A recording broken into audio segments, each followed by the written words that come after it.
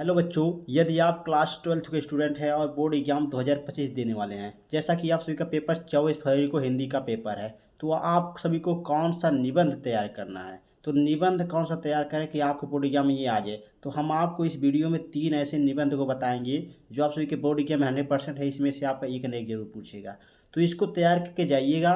आपका एक ना एक इसमें से आपको जरूर पूछ लेगा। तो जैसा कि आप सभी का पेपर जो है आपको 24 फरवरी को है, 24 फरवरी का पेपर बहुत नज़दीक आ चुका है, तो इसलिए आप ये 3 महत्वपूर्ण निबंध को तैयार कर लीजिए। तो 3 महत्वपूर्ण निबंध को आप तैयार कर लेते, एक आपका जरूर आएगा। उसमें से आपका देखिए 9 नंबर में ये निबंध आपके बोर्ड एग्जाम में पूछता है, तो 9 नंबर तो आपको पक्का मिलेगा। तो किस तरह लिखना है, जिस तरह मैं आपको बताऊँगा उसी तरह लिखिएगा अपने बोर्ड एग्जाम में। आपको 100% है, 9 नंबर में से 9 नंबर जरूर मिलेगा। तो वीडियो को एंड तक देखिएगा, बहुत ज़्यादा इंपॉर्टेंट है। चैनल पर नए हो, चैनल को सब्सक्राइब कर लीजिएगा। तो देखिए 3 जो महत्वपूर्ण निबंध है, पहले हम उनको देख लेते हैं, उसके बाद हम उसका जो है लिखेंगे बताएंगे आपको। देखिए जैसा कि हमारा पहला है निबंध बेरोजगारी पर निबंध, ये आपका जो है इम्पोर्टेंट है। दूसरा है पर्यावरण प्रदूषण पर निबंध, ये भी इम्पोर्टेंट है।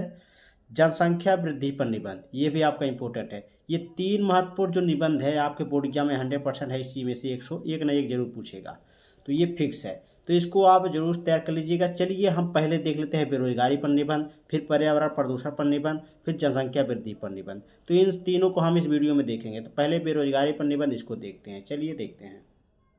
तो देखिए ये हमारा बेरोजगारी पर निबंध है। इसमें पहला टॉपिक हमारा आता है हेडिंग। तो हेडिंग कौन सा डालें, तो देखिए पहले रूपरेखा, रूपरेखा में जितने भी हेडिंग पड़ती हैं उनको इसमें लिखना रहता है रूपरेखा में।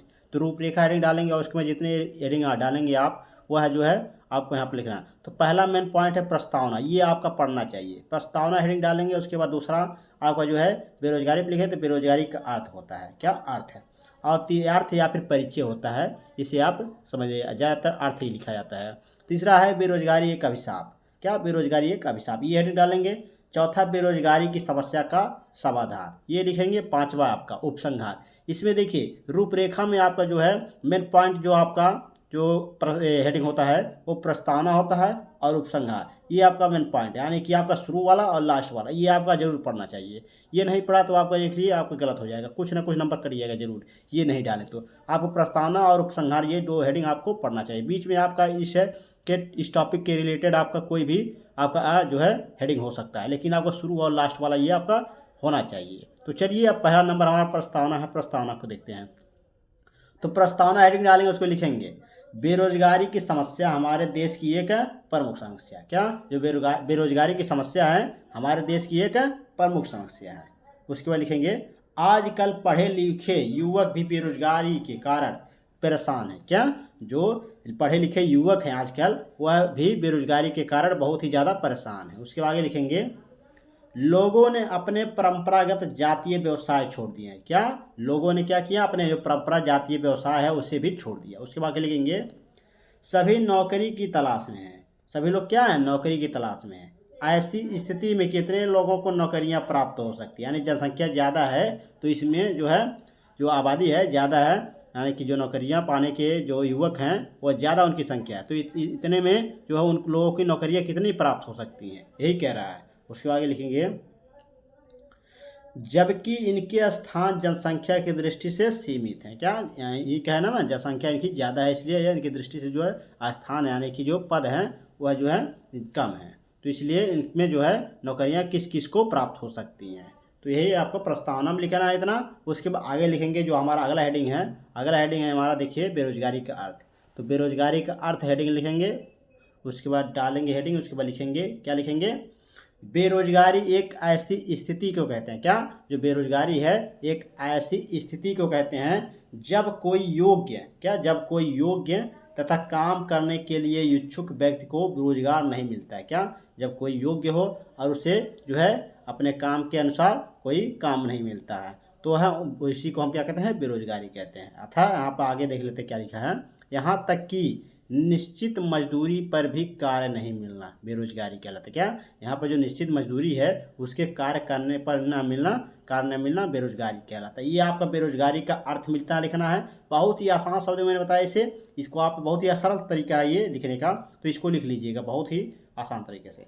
आपको ज़्यादा नहीं लिखना है, आपको इतना ही लिखना है, तो ज़्यादा लिखेंगे तो आपको समय लॉस हो जाएगा, तो इसलिए आप ज़्यादा मत लिखिएगा। उसके बाद अगला हेडिंग डालेंगे बेरोजगारी एक अभिशाप। क्या? बेरोजगारी एक अभिशाप। तो बेरोजगारी एक अभिशाप में हेडिंग डालेंगे, उसके बाद लिखेंगे बेरोजगारी देश और समाज के लिए एक अभिशाप है। क्या? जो बेरोजगारी है देश और समाज के लिए क्या है? एक अभिशाप है। यह अनेक ऐसी समस्याओं को जन्म देती है। क्या? यह अनेक समस्याओं को क्या कहती है? जन्म देती है, जो समाज के लिए क्या है? कलंक बन जाती है। जो समाज के लिए क्या बन जाती है? कलंक बन जाती है। तो ये बेरोजगारी एक अभिशाप में लिखेंगे। अगला हेडिंग डालेंगे हम, जो कि बेरोजगारी की समस्या का समाधान। चलिए उसे देख लेते हैं। तो अगला हेडिंग हमारा हो गया बेरोजगारी की समस्या का समाधान। तो बेरोजगारी की समस्या के समाधान में लिखेंगे, पहला लिखेंगे जनसंख्या वृद्धि है उस पर नियंत्रण पाएं। दूसरा लिखेंगे कुटीर उद्योगों का विकास करना। तीसरा लिखेंगे सहकारी खेती। और आपका चौथा लिखेंगे राष्ट्र निर्माण के विविध कार्य। इतना लिखेंगे। उसके बाद नीचे लिखेंगे आदि कई तरीकों का प्रयोग करके बेरोजगारी की समस्या का समाधान किया जा सकता है। इस तरह आपको बेरोजगारी की समस्या का समाधान में आपको इतना लिखना है। उसके बाद आगे लिखेंगे हम उपसंहार, जो कि मेन पॉइंट ये है, शुरू वाला और लास्ट वाला। तो इसमें लिखेंगे हमारे देश की सरकार बेरोजगारी की समस्या के समाधान के लिए प्रयत्नशील है। इस दिशा में अनेकों कदम उठाए जा रहे हैं। हमारे देश में जो संसाधन उपलब्ध हैं उनका उपयोग करके भी इसका समाधान खोजा जा सकता है। क्या? हमारे देश की जो सरकार है बेरोजगारी की समस्या के समाधान के लिए प्रयत्नशील है। तो इस दिशा में अनेकों क्या कदम उठाए जा रहे हैं। हमारे देश में जो संसाधन है उपलब्ध हैं उनका उपयोग करके वह भी समाधान खोजा जा सकता है। यानी कि जो सरकार हमारी है इसकी समाधान के लिए जो है कदम उठा रही है, यानी प्रयत्नशील है। ये समाधान की जो है के प्रयत्नशील है। तो ये इतना आपको उपसंहार में लिखना है। तो ये लास्ट पॉइंट था उपसंहार। उसके बाद हमारा अगला पॉइंट जो है, अगला हमारा जो आपका निबंध है ना, जो अगला टॉपिक हमारा निबंध है वो है हमारा पर्यावरण प्रदूषण पर निबंध। क्या? पर्यावरण प्रदूषण। हमने देख लीजिए बेरोजगारी पर निबंध, इसको तैयार कर लीजिए। बहुत ही आसान तरीका है, बहुत ही आसान शब्दों में मैंने बताया है इसको, तो इसको तैयार कर लीजिए। उसके बाद हम पर्यावरण प्रदूषण पर चलिए देखते हैं। उसके बाद जनसंख्या वृद्धि पर देखेंगे। तो पहले पर्यावरण प्रदूषण पर देख लेते हैं। तो चलिए देखते हैं। तो ये देखिए पर्यावरण प्रदूषण। क्या? पर्यावरण प्रदूषण पर निबंध, ये हमारा दूसरा नंबर है। तो ये देखिए आपको इसमें भी उसी प्रकार लिखना है जिस प्रकार आप पहले वाले में लिखे हैं, यानी कि बेरोजगारी पर निबंध जो लिखे हैं उसी प्रकार इसको भी लिखना है। तो पहले रूपरेखा हेडिंग डालेंगे, उसके बाद प्रस्तावना। क्या? प्रस्तावना। और दूसरा प्रदूषण के प्रकार। तीसरा हेडिंग डालेंगे प्रदूषण के कारण। और चौथा प्रदूषण के नुकसान। और पांचवा जो कि लास्ट है उपसंहार, यानी कि उपसंहार यानी इसमें होगा वो प्रदूषण को रोकने के उपाय, इसी को हम उपसंहार कहते हैं। तो ये आपका रूपरेखा में लिखेंगे। उसके पहला हेडिंग हमारा प्रस्तावना हो गया। प्रस्तावना में हेडिंग डालेंगे, उसको लिखेंगे जब वातावरण में कुछ हानिकारक तत्व आ जाते हैं तो वातावरण दूषित हो जाता है। क्या? जब वातावरण में कुछ हानिकारक तत्व आ जाते हैं तो वातावरण जो है वह क्या हो जाता है? दूषित हो जाता है, जिससे जीवधारियों का जीवन क्या होता है? संकट में पड़ जाता है। यानी कि जो वातावरण है उसमें कुछ हानिकारक तत्व आ जाते हैं, जिसके कारण जो वातावरण होता है दूषित हो जाता है, जिससे जीवधारियों का जीवन क्या होता है? संकट में आ जाता है, पड़ जाता है। इस समस्या को हम क्या कहते हैं? पर्यावरण प्रदूषण कहते हैं। बहुत ही आसान शब्द है, यानी कि ये बहुत ही सरल है। तो इसको आप तैयार कर लीजिए, आपको तैयार हो जाएगा। उसके बाद हम देखेंगे प्रस्तावना, जो कि प्रस्तावना हो गया हमारा। अगला हेडिंग पड़ेगा प्रदूषण के प्रकार। तब प्रदूषण के प्रकार में आप देखिए लिखेंगे कि इसी तरह लिखिएगा जिस प्रकार हम लिखे हैं उसी प्रकार आपको अपने बोर्ड एग्जाम में भी लिखना है। तो देखिए प्रदूषण के प्रकार में लिखेंगे पर्यावरण प्रदूषण के मुख्य प्रकार निम्न है, इसी प्रकार लिखिएगा। और हमारा पहला हो जाएगा वायु प्रदूषण, दूसरा जल प्रदूषण, तीसरा ध्वनि प्रदूषण। और भी प्रकार हैं इसके, तो उनको नहीं लिखना आपको, ये तीन आपके महत्वपूर्ण है तो तीन को आपको लिख दीजिएगा, वायु प्रदूषण, जल प्रदूषण और ध्वनि प्रदूषण। तो इस तरह आपको ये तीनों लिखना है। तो पहला हेडिंग डालेंगे वायु प्रदूषण, जो कि हमारा पहला है। तो वायु प्रदूषण में लिखेंगे जब प्रदूषण वायु के द्वारा होता है तो उसे वायु प्रदूषण कहते हैं। क्या? जब वो प्रदूषण जो है वायु के द्वारा होता है तो उसे वायु प्रदूषण कहते हैं। अर्थात जब जीवधारियों के द्वारा की गई क्रियाओं के कारण वायुमंडल दूषित हो जाता है, इसे हम क्या कहते हैं? वायु प्रदूषण कहते हैं। इससे वातावरण में ऑक्सीजन की मात्रा कम हो जाती है। क्या? जब वायु प्रदूषण हो जाता है तो इससे जो ऑक्सीजन होती है उसकी मात्रा कम होने लगती है। तो ये आपको वायु प्रदूषण हो गया। उसके बाद अगला हेडिंग डालेंगे जल प्रदूषण। तो जल प्रदूषण में चलिए देख लेते हैं। तो जल प्रदूषण हेडिंग डालेंगे, उसके बाद लिखेंगे इसमें कारखानों से निकलने वाले जो गंदे नालों तालाबों में जानवरों को धोने, कपड़े धोने आदि कारणों के कारण जल दूषित हो जाता है। इससे जल लोगों के लिए हानिकारक हो जाता है। क्या? जो आपका कारखानों से निकलने वाले गंदे नाले होते हैं और तालाब होते हैं, तो तालाबों में जानवरों को धोने से और कपड़े धोने से आदि कारणों से क्या होता है, जल क्या हो जाता है, दूषित हो जाता है। इससे यह जल लोगों के लिए क्या हो जाता है, हानिकारक हो जाता है। तो इतना आपको जल प्रदूषण में लिख देना है। उसके बाद अगला हेडिंग डालेंगे ध्वनि प्रदूषण, तीसरा नंबर, उसे देखते हैं। ध्वनि प्रदूषण हेडिंग डालेंगे, उसको लिखेंगे उसमें ध्वनि प्रदूषण में मोटर, कार, ट्रैक्टर, लाउड स्पीकरों तथा मशीनों की तीव्र ध्वनि के कारण ध्वनि संतुलन बिगड़ जाता है। क्या, ध्वनि संतुलन जो है बिगड़ जाता है, जिसका प्रभाव लोगों के मानसिक संतुलन पर पड़ता है तथा पशु पक्षियों का जीवन संकट में पड़ जाता है। क्या लिखेंगे, इसी प्रकार लिखिएगा। मोटर जैसे हो गया, कार हो गया, ट्रैक्टर हो गया, लाउड स्पीकर हो गया, और मशीनों, जो मशीनें होती हैं बड़ी बड़ी, उनकी तीव्र ध्वनि के कारण जो ध्वनि संतुलन है वो बिगड़ जाता है, जिसका प्रभाव लोगों को क्या करता है, मानसिक संतुलन पर पड़ता है तथा पशु पक्षियों का जीवन क्या होता है, संकट में पड़ जाता है। इसे ध्वनि की प्रदूषण कहते हैं। बहुत ही इंपॉर्टेंट है, बहुत ही सरल है, इसको याद हो जाएगा आप सभी को, और इसे आप आसान तरीके से लिख सकते हैं। उसके बाद चलिए हम देखते हैं प्रदूषण के प्रकार।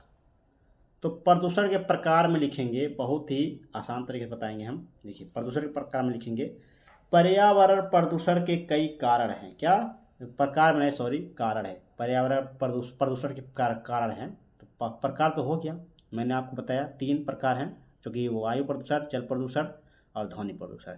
ये तो कारण है, प्रदूषण के कारण। तो प्रदूषण के कारण में लिखेंगे पर्यावरण प्रदूषण के कई कारण हैं। क्या, जो पर्यावरण प्रदूषण है इसके कई कारण हैं। विज्ञान ने जीवन को सुलभ बनाने के लिए अनेक यंत्रों का निर्माण किया। क्या, जो विज्ञान है वह जो है साइंस, जो वह जीवन को यानी कि लाइफ को क्या है, सुलभ बनाने, आसान बनाने के लिए अनेक यंत्रों का निर्माण किया है, परंतु वही यंत्रों का उपयोग जो है पर्यावरण को दूषित करने में लगातार किया जा रहा है। क्या, उसका उपयोग पर्यावरण को जो है दूषित करने में लगातार किया जा रहा है। साथ ही अनेक उद्योग धंधों के खुलने से दूषित जैसे धुआं हो गया पर्यावरण में फैलता है तथा दूषित नाला हो गया, नदियाँ हो गई और तालाबों को दूषित करता है, जिससे प्राकृतिक संसाधनों का तेजी से हनन हो रहा है। तो इतना आपको प्रदूषण के कारण में लिखना है।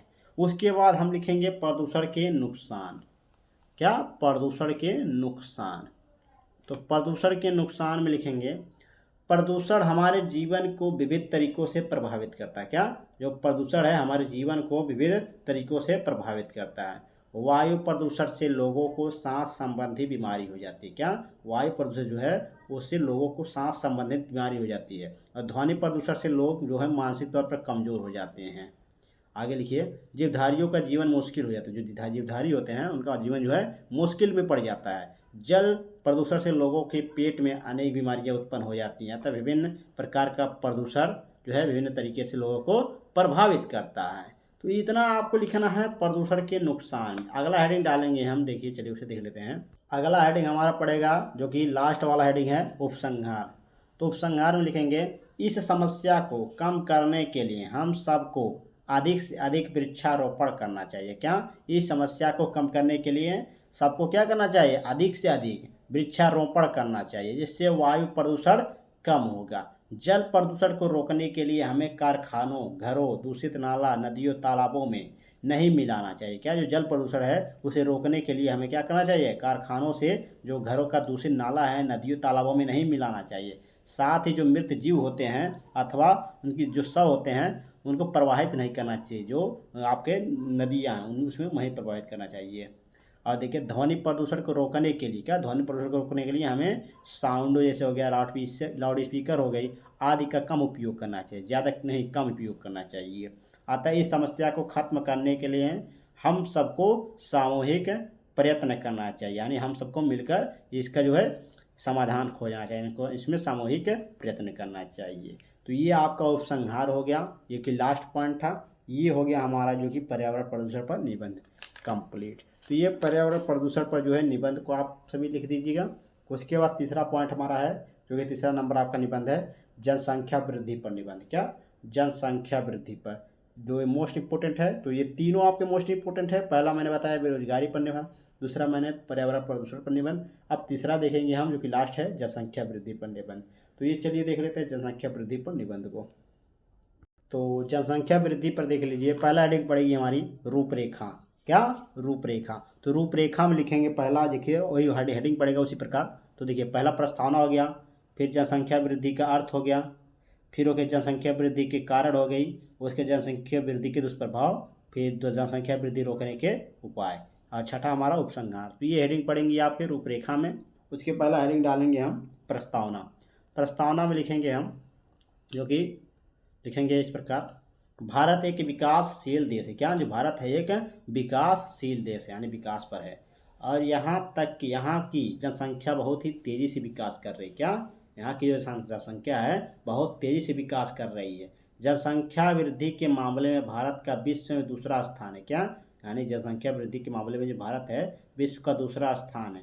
भारत का जनसंख्या लगभग 140 करोड़ तक पहुँच चुकी है। क्या, जो भारत है उसकी जनसंख्या जो है 140 करोड़ तक पहुँच चुकी है। इतना आप लिखेंगे प्रस्तावना में। प्रस्तावना में लिखने के बाद आप उसके बाद लिखेंगे अगला हेडिंग, जनसंख्या वृद्धि का अर्थ। क्या, जनसंख्या वृद्धि का अर्थ क्या है, उसमें लिखेंगे जनसंख्या वृद्धि का अर्थ है कि किसी विशेष समय में, क्या, किसी विशेष समय में जैसे 10 वर्षों के भीतर किसी देश या राज्यों के निवासियों की संख्या में होने वाला परिवर्तन, यानी बढ़ोतरी को हम क्या कहते हैं, जनसंख्या वृद्धि का अर्थ ये है। जनसंख्या वृद्धि के अर्थ में लिखेंगे। इस प्रकार आपको जनसंख्या वृद्धि का अर्थ में हेडिंग में डालने के बाद आप इसी प्रकार लिख दीजिएगा। उसके बाद अगला हेडिंग हम डालेंगे जनसंख्या वृद्धि के कारण। क्या, जनसंख्या वृद्धि के कारण। चलिए जनसंख्या वृद्धि के कारण में लिखिए। जनसंख्या वृद्धि के कारण में लिखेंगे लोगों में इस बात की जागरूकता की कमी है। क्या, लोगों में इस बात की जागरूकता की कमी है कि जनसंख्या वृद्धि के क्या दुष्प्रभाव हो सकते हैं। क्या, लोगों में क्या जनसंख्या वृद्धि के क्या दुष्प्रभाव हो सकते हैं, यानी कि लोगों को इस बात की जागरूकता की कमी है कि जनसंख्या वृद्धि के क्या दुष्प्रभाव हो सकते हैं। वह नहीं जान रहे हैं कि जनसंख्या वृद्धि के क्या दुष्प्रभाव हो सकते हैं।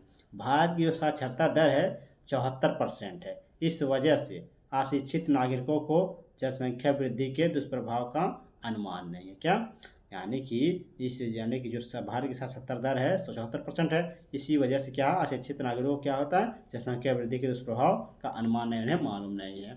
तो ये आपको जनसंख्या वृद्धि के कारण में लिखना है। अगला हेडिंग डालेंगे हम, चलिए देख लेते हैं कौन सा हेडिंग। अगला हेडिंग डालेंगे हम जनसंख्या वृद्धि रोकने के उपाय। क्या, जनसंख्या वृद्धि रोकने के उपाय। जनसंख्या वृद्धि रोकने के उपाय में लिखेंगे जनसंख्या कमी। क्या, जनसंख्या कमी, अधिकतम समानता, बेहतर पोषण, शिक्षा और स्वास्थ्य सुविधाओं जैसे सभी लक्ष्यों की प्राप्ति के लिए सरकारों और मजबूत नागरिक सामाजिक संख्या के बीच बेहतर सामंजस्य आवश्यकता है। तो इतना आप जनसंख्या वृद्धि के उपाय में लिखेंगे। उसके बाद लास्ट वाला जो हम लिखेंगे हेडिंग वो उपसंहार है। क्या, उपसंहार। मेन पॉइंट यही होता है, प्रस्तावना और उपसंहार। ये आपको 2 पढ़ना चाहिए आपके जो है निबंध में। तो आप उपसंहार में लिखेंगे वर्ष 2011। क्या, वर्ष 2011 की जनगणना के अनुसार भारत की आबादी 121 करोड़ थी। क्या, जो वर्ष 2011 था उसकी जनसंख्या की गणना थी, जनगणना थी, उसके अनुसार जो भारत की आबादी थी कितना थी, 121 करोड़ थी। अब तथा अनुमान लगाया जा रहा है। क्या, अनुमान लगाया जा रहा है कि यह 135 करोड़ के पार हो चुकी है।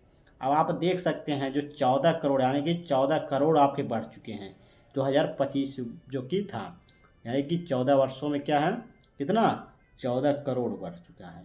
तो 135 करोड़ के पार हो चुकी है। साथ ही 2030 तक भारत की आबादी चीन से ज़्यादा होने का अनुमान है। अभी तक नहीं हुआ, लेकिन आपका देखिए 2030 तक जो है भारत का आबादी जो है चीन से ज़्यादा होने की अनुमान लगाया जा रहा है। ये आपसे उपसंहार में लिखना है। तो उपसंहार में लिख देंगे तो आपका ये कंप्लीट हो जाता है। तो ये थे आपके 3 महत्वपूर्ण निबंध जो आपके बोर्ड एग्जाम के लिए बहुत ज़्यादा इम्पोर्टेंट है। तो देखिए आपका मैंने इस वीडियो में आपको बेरोजगारी पर निबंध, पर्यावरण प्रदूषण पर निबंध, जनसंख्या वृद्धि पर निबंध, तो ये आपको 3 महत्वपूर्ण जो निबंध है आपको इन्हीं को तैयार करके अपने बोर्ड एग्जाम में जाइएगा। तो इसको आप तैयार कैसे करेंगे, देखिए आपको तैयार करना है तो इसको आप देखिए 1-2 बार देख लीजिए और इसको पढ़ लीजिए, याद कर लीजिए मान लीजिए, और आपको देखिए पेज में जो है आपको कॉपी में आपको 1-2 बार लिखना अपने मन से। 1-2 बार आप लिखेंगे तभी आपको मालूम हो कि आप लिख पा रहे हैं या नहीं। याद करके तो सभी लोग चले जाते हैं, लेकिन लिखना पड़ता है। आप लिखेंगे तभी आपको ये जो है मालूम होगा कि आपको याद है या नहीं, आप लिख पा रहे हैं या नहीं। तो इसको आप लिखिए, 1-2 पेज लिखेंगे तभी आपको मालूम होगा, तो इसलिए आप लिखिएगा।